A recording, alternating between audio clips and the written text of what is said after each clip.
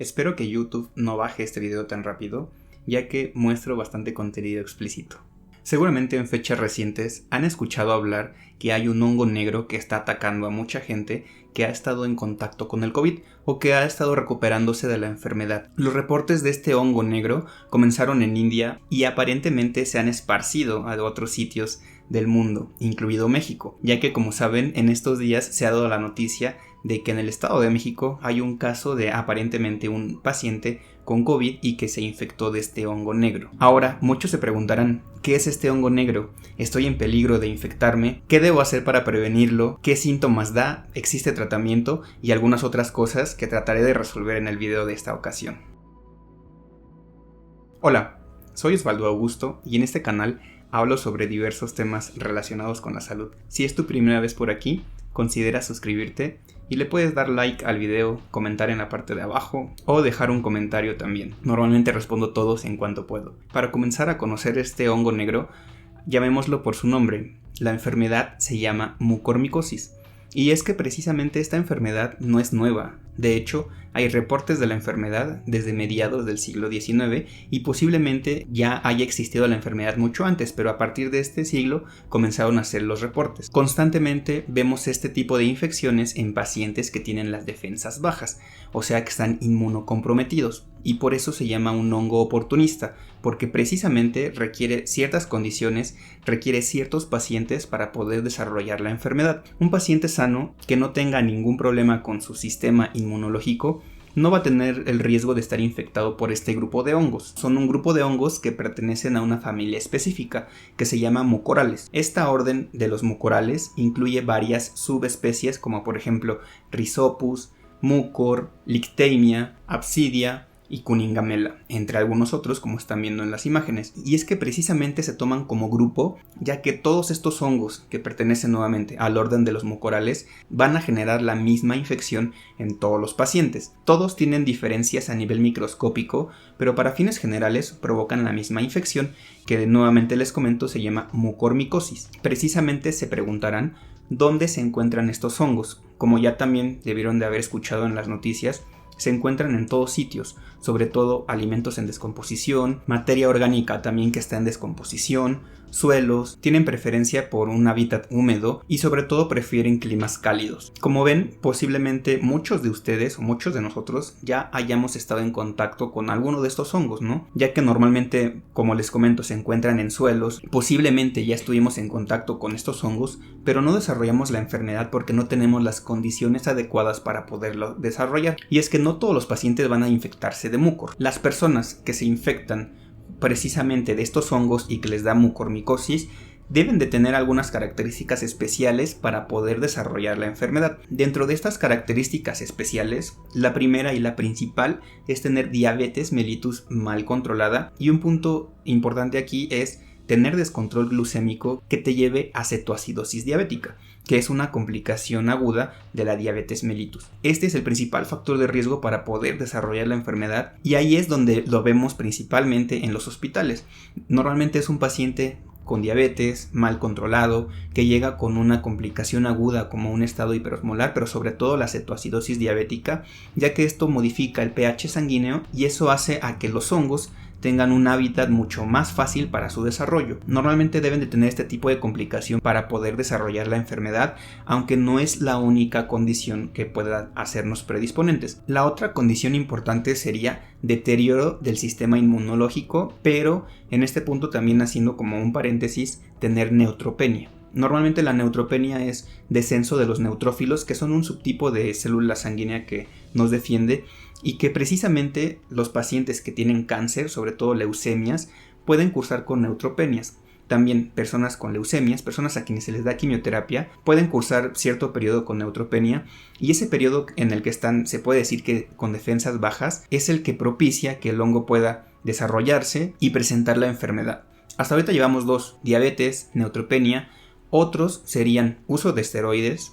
Los esteroides deterioran el sistema inmune y los pacientes que tienen uso crónico de esteroides o que tienen uso muy alto de esteroides también van a tener un factor de riesgo para poder desarrollar la enfermedad. También dentro de los factores predisponentes serían personas que usen algunos fármacos especiales, como los fármacos que usan los pacientes que han sido sometidos a un trasplante, ya que estos disminuyen sus defensas y los hacen susceptibles a infectarse de algunos microorganismos como los hongos de los cuales estamos hablando. Y también podríamos considerar otros malnutrición, podríamos considerar lesiones a nivel del sitio donde el hongo puede entrar, y también uso de algunos medicamentos que disminuyen el hierro, como la deferoxamina. Como ya se dieron cuenta, hay algunos pacientes que, a pesar de que tienen su sistema inmunológico deteriorado, no entran dentro de estos factores de riesgo.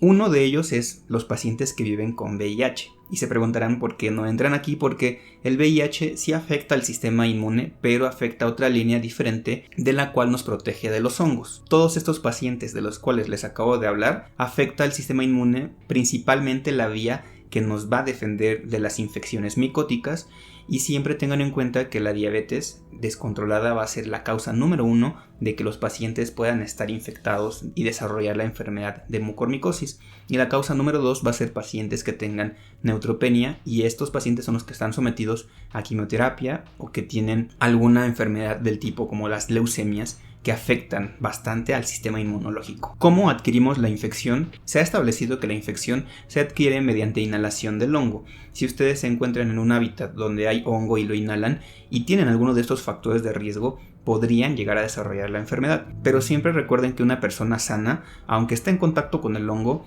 prácticamente no va a poder desarrollar la enfermedad porque su sistema inmune se va a encargar de defenderlo y el hongo no va a tener las condiciones adecuadas para poder desarrollarse. No es la única vía, la inhalación, también se habla de una vía gastrointestinal, y esto va de la mano con las formas clínicas. Dentro de las formas clínicas, como vamos a ver ahorita en las imágenes, hay una forma rinocerebral, puede existir la rinoocular, la pulmonar, la gastrointestinal, dermatológica y diseminada. Estas son las variantes clínicas de la enfermedad, pero la principal de todas va a ser la rinocerebral, donde precisamente el hongo va a afectar a la cavidad nasal, puede afectar al paladar formando una úlcera necrótica que posteriormente tiene invasión a otros órganos.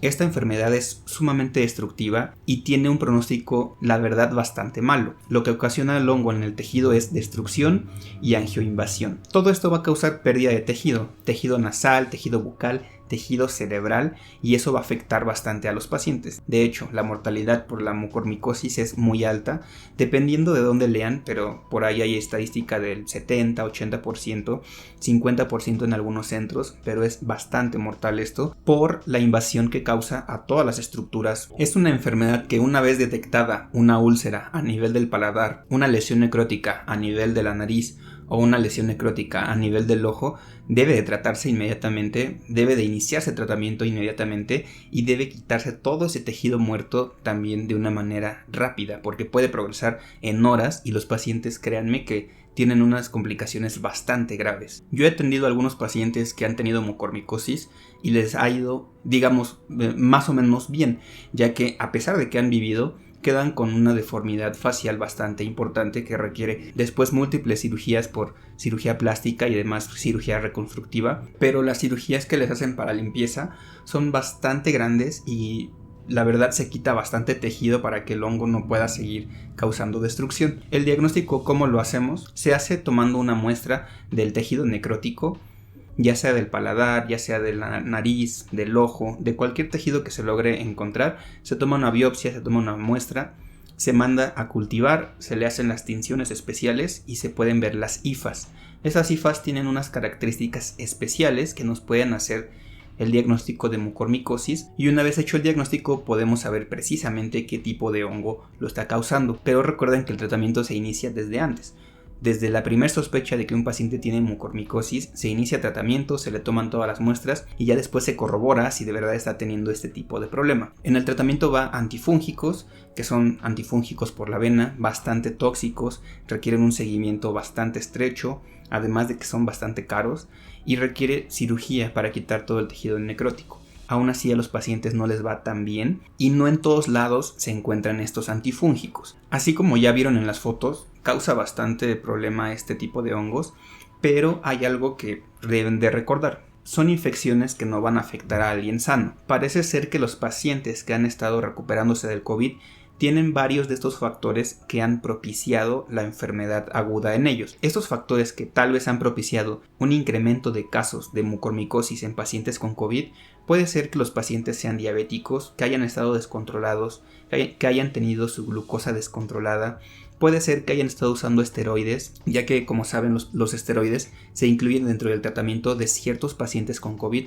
Puede ser que hayan estado usando algunos suplementos diferentes como hierro, y el incrementar las reservas de hierro en el cuerpo también puede provocar que el hongo tenga un hábitat adecuado para desarrollarse. Puede ser que al propio COVID disminuya algunas defensas, porque también es cierto que las infecciones virales pueden predisponer a ciertas infecciones bacterianas y ciertas infecciones fúngicas.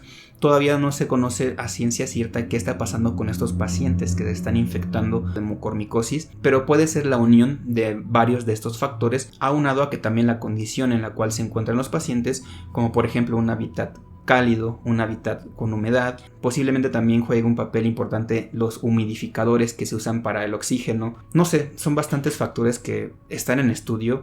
Posiblemente ya dentro de algún tiempo nos enteremos de cuáles son precisamente, o cuál de todos estos factores juega un rol importante en desarrollar la enfermedad de mucormicosis después de haber tenido COVID, pero hasta el momento hay que mantenernos informados de todos los reportes que sigan saliendo.